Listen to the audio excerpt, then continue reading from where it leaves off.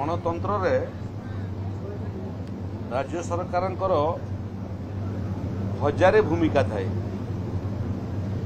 से भूमिका मान भितर लोकंर धन जीवन रक्षा करने ठारू आरंभ करी अंचल विकास पर्यंत लोकंर आर्थिक मानदंड को सुदृढ़ करने पर्यंत गरीब कल्याण योजना लोकंर द्वार देश में पहुंचा पर्यंत ये सबू भितर सबुठार महत्व काम होची जे जो माने सरकार रे अछंती से माने निजको लोक मानकर सेवारे उपलब्ध करिबा।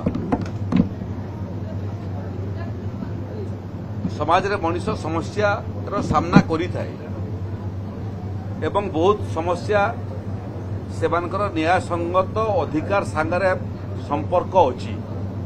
तेणु जो समय कौनसी व्यक्ति संविधान रो कौनसी अधिकार रो वंचित हुए किंबा कौनसी अन्यायर शिकार हुए से समय तार समस्या को सुनेवा पाई सरकार निजको प्रस्तुत रखिबा कथा।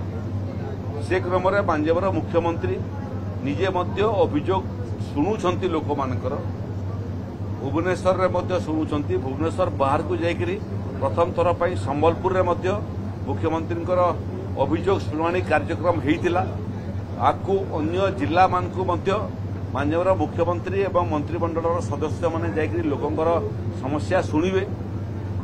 माननीय मंत्री माने मध्य एवं जनप्रतिनिधि माने मध्य निज निज अंचल लोकंकर समस्या शुणुछंती।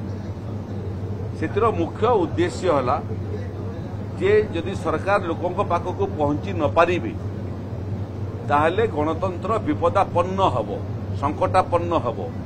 तेणु गणतंत्र को रुद्धिमंत करने लोकंकर सांगरे सरकार सीधा सड़क संपर्क प्रतिष्ठा करने लोकंकर वेदना शुणा लोकंकर समस्या शुणा एटा एक निरंतर काम एवं मोहन माझींकर सरकार ये काम को निरंतर भाव में लोकंकर समस्या शुणा एवं तार समाधान करिवार प्रयासरत अछि।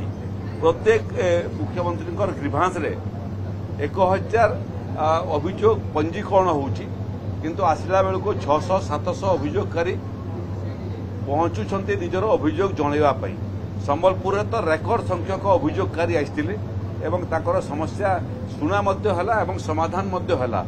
जो समस्या को सांगे सांगे समाधान करिवार आवश्यकता अछि। मुख्यतः स्वास्थ्य जनित समस्या थिले, चिकित्सा जनित समस्या थिले।